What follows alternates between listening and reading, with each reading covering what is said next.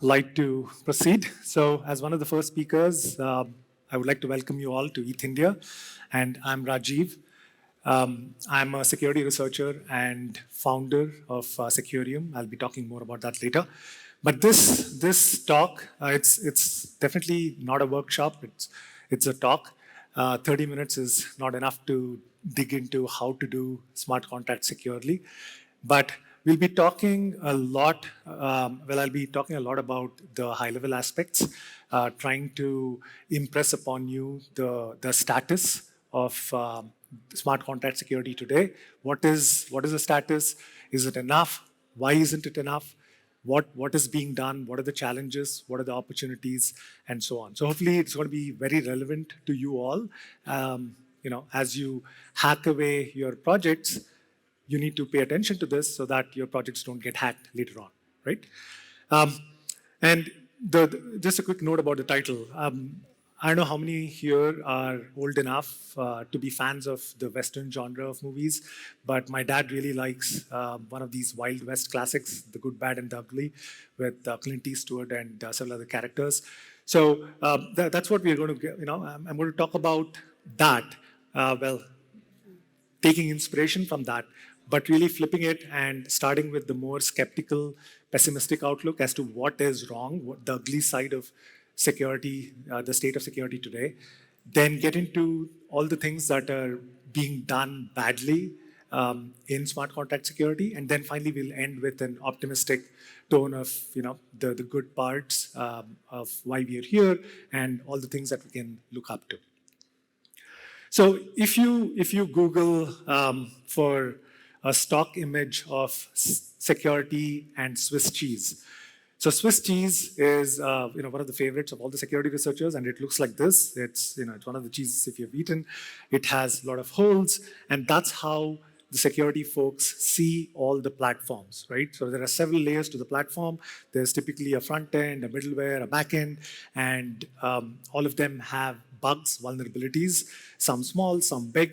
Some of them are patched, and many are not.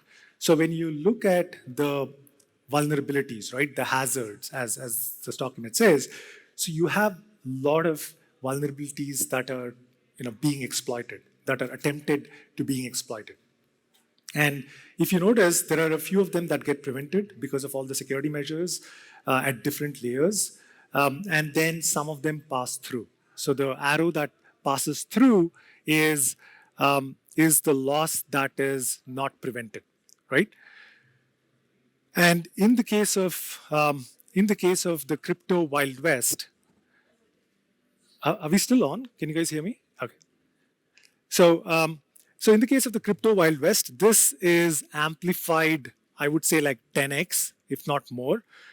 So there are a lot more layers, lot more holes, lot more arrows being shot at the target, and many of them going through, right? And we have very few plugs that actually prevent these hacks today. So security is all about, it's all really about assets, right? Security really looks at three aspects.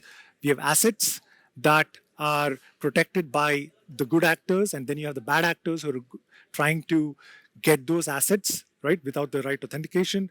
And then we have a lot of actions that make these two things possible, right? So this is sort of a way of life, but it gets amplified many, many times over in the crypto Wild West. So you have the good actors, but wherever there are a lot of assets, you obviously attract the bad actors who go after those assets, and many of them actually succeed. And you have a lot of these wanted posters that we have to deal with later on. So how bad is it, right? How ugly is the situation? Here's a dashboard from DeFi Llama, which you may have heard of. I think this was a statistic that was collated by one researcher over there, and the dashboard was created, and we'll also look at the framework later on. But this is what it is. This is the state. And if you can't notice the numbers, what this is showing is the top 100 most severe exploits in terms of the funds lost only in the last 2 years, right? And if you look at the y-axis, I mean, that tells a story. So we're not looking at thousands of dollars, we are looking at hundreds of millions of dollars, right? So every line that you see in that axis is 100 mil, 200, and so on. And then the story really starts all the way back to the DAO exploit. So that's the first bar that you see that happened in November of 2016. And then there was, I think, the one in 2017 was the parity hack. And then all the others are really in the last 2 years, right? So we'll dig deeper, but this is the state of security today or insecurity today. And if you look at the total value hacked, it's a non-trivial number, right? It's close to $6 billion. And most of it, and we'll talk more about bridges. So a lot of it was lost because of bridges or because bridges got exploited. But close to $5 billion got lost in DeFi, right? Across the various protocols. And this is all in smart contracts, right? We are not, I mean, this discounts any of the centralized exchanges, all the mess that you guys have been, that we all have been reading about in the last several months. So this is unacceptable, right? If we want to be a layer that is a financial, that settles financial transactions, where we want really to trust in code, it has to be, everything else should be trustless or trust minimized, and we want to trust in code, then the code cannot be this insecure. Because if this is a state of the art, then we cannot expect people, right, retail institutions, to really trust their money and put into these contracts, right, over time. So this has to change. So this is really the ugly part. Now let's sort of dig deeper into a few of these statistics. And this particular analysis created a framework for the different types of hacks, to categorize the different types of hacks. I haven't analyzed if the data is complete or if it is accurate, but I think it's a good running example to hopefully make the point over to everyone here. But if you look at the frequency of hacks by categories, right? So the analyst decided that there are 4 categories. We have infrastructure, protocol, ecosystem, and smart contracts.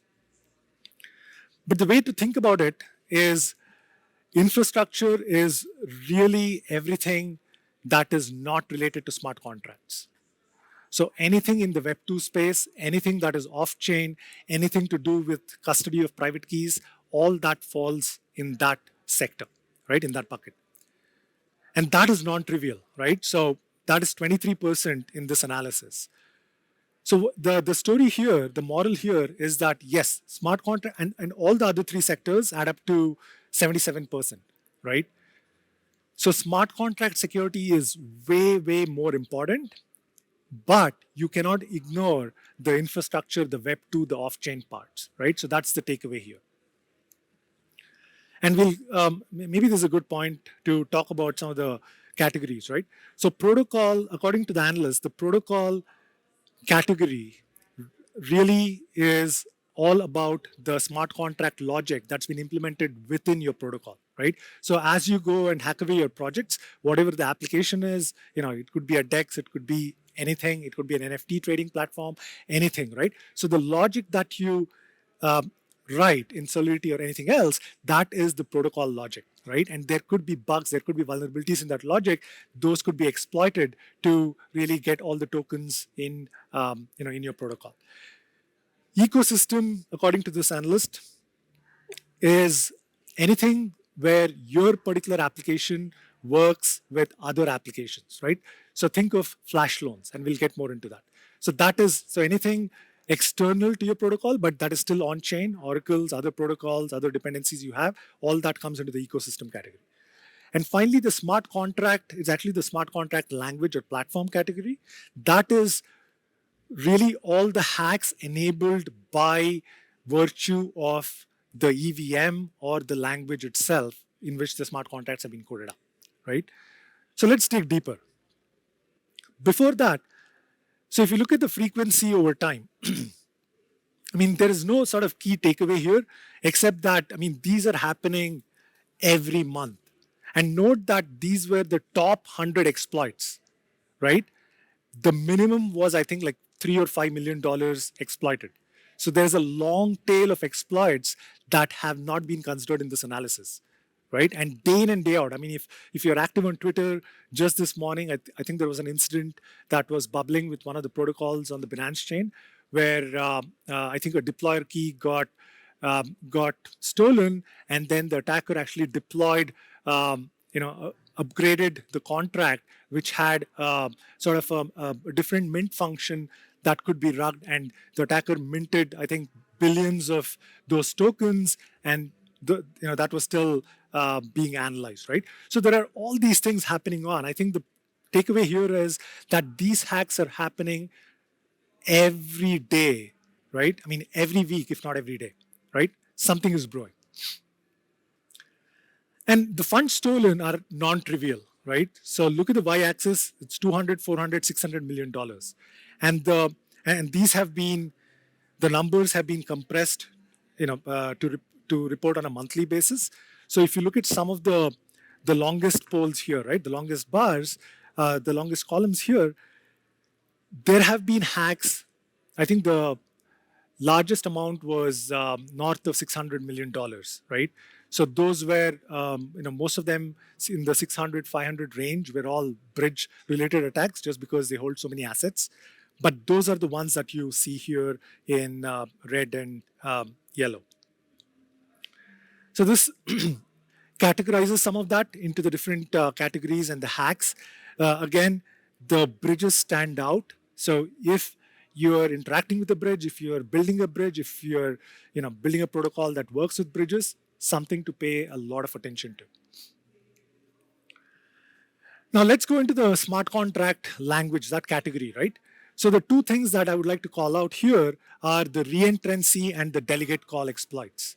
So the first major exploit on Ethereum, which is well known, well publicized, is the DAO exploit, right? This was in 2016 of November. It really opened our eyes to a reentrancy exploit. And since then, you'll be surprised to see how often the reentrancy exploits, the vulnerabilities exist in different code bases, and they're exploited, on a regular basis. And the second one would be the delegate call exploit. Delegate call is something that you need to we need to wrap our heads around, because this is a functionality that if you coded it in any of the other languages, you wouldn't have really paid attention to. But in smart contract languages, when you do a delegate call, there's a lot of things that happens in the background that if you're not paying attention to, it could be a recipe for disaster, right? So those are the big takeaways here. And when it comes to the ecosystem hacks, the keyword, like I said earlier, is flash loans. And one of the big categories there is the Oracle price manipulation attack, right? So just Google for it. There are fantastic articles written about it. So this is extremely common, right? So this is like 50% of this category is all price Oracle manipulation hacks that still, that continue to happen. The second category is the flash loan governance attacks. So if you have looked at any of the token-based governance models, then flash loan introduces a new vector where somebody can, flash loan a whole bunch of tokens that are used for governance, and they can make the governance go one way or the other, right? So all these, pretty graphs, pie charts are there in the source. I didn't create them. I think it's a very, good way to sort of convey the point. So do feel free to go and take a look at it later. Then if you look at the protocol logic, so if you recall, this was one of the biggest sectors, right, of the hacks. So in this case, there are obviously many, many components to this, because that is the nature of application logic. Depending on what your application is doing, you could have new ways, attackers could have new ways to exploit it, right? So there are many categories here, but the ones that stand out are access control exploit. So access control, if you know, is something that is fundamental to security. If you don't have the right access controls, some unauthorized, in this case, an attacker can mint, can do something else with your contracts and exploit the funds, right? And the other one that is really common is the math mistakes. So if you're looking at anything in the space, right, unless it's a very simple contract, there is going to be a lot of math, especially in the DeFi space, right? You have numerous protocols that are trying to optimize every aspect of DeFi lending, derivatives, uh, all those aspects, right? So those again are places where developers make mistakes. And these are not very easy to spot, right? Because these are extremely, you need to understand the protocol logic, you need to understand the math. There are certain corner cases in Solidity or the math library that you're using. You need to be aware of all of that. Now, this is an interesting one, right? So if you look at the hacks by chain, the wrong takeaway from this is to say that, oh, the biggest chains, right? The biggest sectors here are the most insecure. Now, the reason why you see Ethereum or BSC, right, or the other L1s or any of the other L2s, right? So these are the places where there is a lot of innovation happening, right? There are a lot of protocols being deployed, either originals or in some cases clones. And in the process of cloning, you may have copy paste bugs as well. So this is where there's a lot of activity. This is where you have a lot of assets, where a lot of actors, a lot of actions are, persisting, right, over time. And so it's natural for the security or for the attackers, right, to go after places, chains where there is a lot of activity happening or where there are a lot of assets locked, because that is how they get to exploit it, right? So that's sort of the takeaway. All right, so we talked about sort of the ugly and the bad pictures. Yeah, can we get to the questions at the...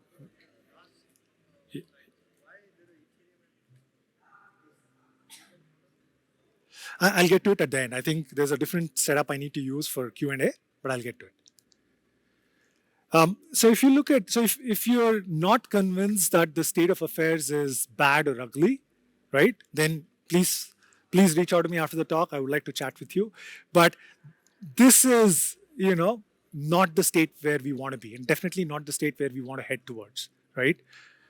And the reason for why this may be the case, so I've sort of listed 10 aspects of Web3, which makes thinking about security in this space very different from Web 2, right? So let's sort of dig into each of them and see why those matter when it comes to thinking about the security of the space. Keys and tokens. I mean, this is something that is fundamental to Web 3. I'm sure you've heard of not your keys, not your tokens. The way we think about security in this space, right? Unlike the Web 2 space where you think about passwords, here we are looking at keys and tokens. Once you sign a transaction, once it's gone, right, it's not reversible, right? And the way, I mean, there are challenges not just with custody of keys, there are challenges with how it is used, with every aspect of it, right? And tokens, there's a whole bunch of them. And that itself, over the last 5 or 6 years, have led to unique exploits. If you've heard of, ERC20, the exploits there, ERC721, ERC777. So each of them comes with its own flavor of attack surface, right? So that is one that makes this very different. But the thing that is fundamentally different in this space when it comes to thinking about security is the threat model. So in security, you always think about two things: trust model and threat model. Who do you trust? Who are your threats? Blockchains are all about the Byzantine threat model. So look it up. This is a threat model where anything, anywhere, any place can be arbitrarily malicious. There's really no notion of a trusted insider and everyone else, like how we do in the Web 2 space. Anyone, right? It could be the miners, the validators, the developers could rug, the users could abuse the system over time. It's really all about the mechanism design. So this is something that has to be, critical. I mean, that has to be front, right, and center when you think about security in this space. And obviously, unstoppable and immutable. I mean, this is where we are headed to. definitely with the layer ones. Smart contracts, I think that's the ultimate goal, but then you do have the possible features, emergency recovery, upgradability, and other things where a lot of things can go wrong. But this aspect, I mean, imagine if your contract that you deploy, right, is unstoppable and immutable. Think about what if there are bugs in it. Can you fix it? Can you stop it? Can you apply a patch, right? All these are very different. I mean, the way you need to approach it in this space is very different. And we are less in this space, Ethereum space, we are less than 10 years, right, into this. You saw the history of Ethereum as you walked along the hall, right? So like 2013, 2014, and we are less than 10 years, right? So we have a new architecture, it's EVM based, 256 bits, stack based. We have new languages, mostly Solidity. We have Viper, a bunch of them coming up. We have many tool chains. I don't know what to use, Hardhat, Brownie, but now there's Foundry, whole bunch of them, right? So all these things are still very early, and they themselves may have bugs that could lead to security exploits. The other interesting aspect is that this space, the ethos in this space is open source and transparent by default, right? With smart contracts, you deploy them. The expectation is that the source is going to be verified, it's going to be open, and it's going to be transparent, right? So there is no more walled gardens where you can hide behind security by obscurity, right? Everything is transparent to anyone, right? To your users, to the abusers, to the attackers. So it's not just in the technical layers, but it's also in the social and the governance layers where security is different. Pseudonymous teams, reputation has to be thought out in a very different way. DAO governance has to be thought out in a very different way. The way that you can roll out security patches on a protocol that is governed by a DAO, there's going to be a window. Compound, for example, had an interesting incident with that. Then composability by design. This again, your protocol is not going to operate in a silo, right? It's going to work with maybe an Oracle feed, maybe other protocols, maybe definitely the off-chain stuff. Lot of things happening.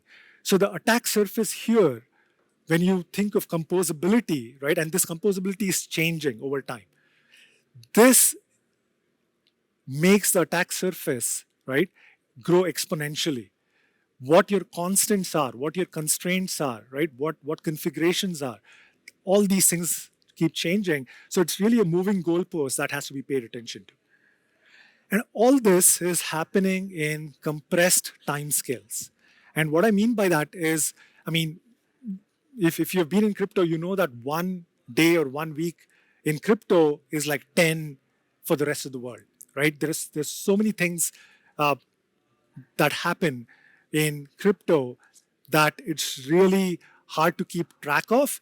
But then there are all these new things that are happening. So how does that affect security? Security becomes an afterthought, right? So there are a lot of shortcuts that are taken. There are a lot of corners that are cut. And think of your development, right? So as you finish your hackathon, how much time have you spent in thinking about the design? Do you have a documentation for it? Have you written a spec for it, right? What are the invariants? What are the properties, right? All these things sort of get moved to the side or get pushed under the rug, and then projects get deployed, right? Which is a significant factor in them getting exploited, right? So this is not right. And this leads to this, if you've heard of the test and prod meme, this is what causes, where the actual test is happening in production. So you see failures, you see exploits that are undesirable. And finally, I've talked to many developers in this space, and when we say security, the first thing that comes up is audit.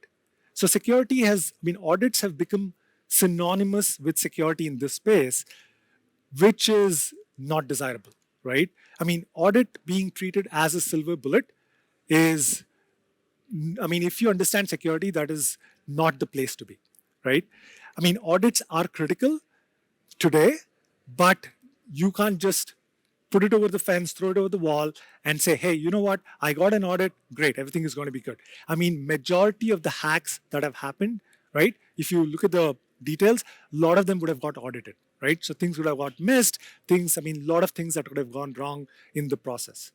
So these, I think, 10 sort of vectors, right, really should force us to think about security in this space with smart contracts in a very different way. So it's not all bad. Let's talk about the good, right? So there are, again, in security, this is something that's very well known, right? In security, you think about 3 stages: things that you can prevent, things that get through because you couldn't prevent. So you have to detect them so that you can remediate and respond. So today, a lot of the focus in security is happening in the prevention space, which is good, right? There are still big gaps. So audits, for example, is something that I mentioned. There is a lot of emphasis on audits, a lot of reliance on audits that needs to be tempered with an understanding of what an audit is and what it buys you. It is not a guarantee of um, zero bugs by any measure. So there are multiple teams innovating in the audit space. So audit contests are something that is interesting. So you may have seen Code Arena and Sherlock, where you have audit contests where the audits are being crowdsourced, right? So that is an interesting sort of innovation that is happening in this space. Then there are a bunch of tools and methodologies that are being innovated here. You have Slither, Echidna from Trailbits. You have Scribble and others from Consensus. You have formal verification tools from Certora. So, this is a space where formal verification actually becomes much more tractable, doable, and very attractive for various reasons. So I won't get into that, but Certora has a talk tomorrow. So if you're interested, do attend. I think you'll find it interesting. So a lot of things happening in the prevention space. Then we get into detection. These are things where projects have been deployed, on chain, and now, there may be bugs. So what do you do, right? So you do have bug bounties, bug bounty platforms like Immunify, which you may have heard of. The bug bounties, I think the last number was like $60+ million have been handed out by Immunify to various white hat hackers who reported these bounties, right? So that tells you the scale of things in this space. Then you do have innovation happening with Tenderly on the monitoring side and Forta. So look them up. So all these, they monitor on-chain activity for what may be anomalies in the behavior, and then they send you reports, right? OpenZeppelin Defender, whole bunch of tools in this space. So a lot of things happening. Response is, I would say, probably not. The space that hasn't. It's very ad hoc today, right? What happens when there's an incident? Somebody notices something wrong with the protocol, based on on-chain analysis. They raise, they send a message in the protocol's Discord or Telegram. Then something, gets posted on Twitter. One of the white hat hackers or security researchers learns about it, and then they start diving and discussing this on Twitter. And then if there was an exploit, an active exploit that could potentially be, that's still happening, that can be stopped, then there is an ad hoc war room that is set up. And then you do have an ad hoc set of white hats who get called into the war room, who try to go and front run the attackers and all these things, right? So this is, this is good that it's being done, but there's a lot of scope for improvement in this space in terms of response, right? And there are a lot of people, a lot of teams that are working on various solutions in this space. These are like 64 security researchers and teams who are building tools and services in this space, and they were all speakers at TrustX, which was an event that Secureum hosted in Amsterdam earlier this year. So we do have a lot of people, but you saw the scale of things, right? $6 billion. We have like 600+ protocols being tracked by, let's say, DeFi Llama, right? So we need many, many more. So as you go and hack your projects, think about the security and, if you're really interested in security, do come. There are many of us here. Do come and reach out. There are many, ideas that need to be worked on. There's a lot of heavy lifting that needs to be done, right? Not necessarily by people dressed like this, but there is a lot of work to be done, right? And we have a long way to go, right? So, how does Secureum fit into this space? So, Secureum is the mission is really about educating and evaluating Ethereum security. It started about a year ago, and Secureum is known really for its boot camps, free smart contract security boot camps, entirely online. And you see the QR code. That's the address of the Discord. Everything happens over there. It started about a year ago with a grant from the Ethereum Foundation, where we also collaborated with some leading partners in this space that you see here. Completely free. We had 1,000 plus people sign up, 600 plus people who took. I mean, this was a boot camp, right? This was a boot camp for 3 months, right? And fantastic turnout. And since then, what we have done is we have moved away from a discrete 3-month, 1 month kind of a boot camp. We now have an always running boot camp that is free for all the participants. Every month, there is a smart contract security quiz that is designed by Secureum or one of the mentors. And challenge yourself, come, reach out to us. And there are many other security players, like I said, as well.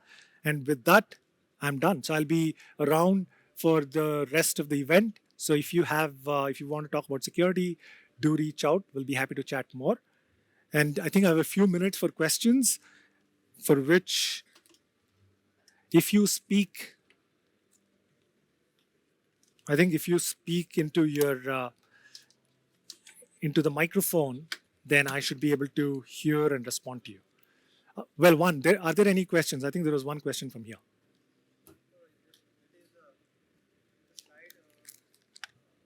Okay.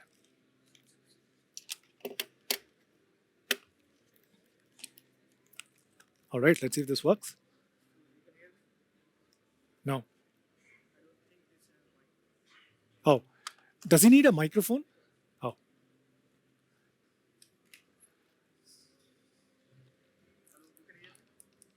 I think you ought to use a microphone. I think you had a question about this. So this different color are different protocols or on the No, chain? these are the layer 1 chains, right? So you have Ethereum. Okay, this doesn't show.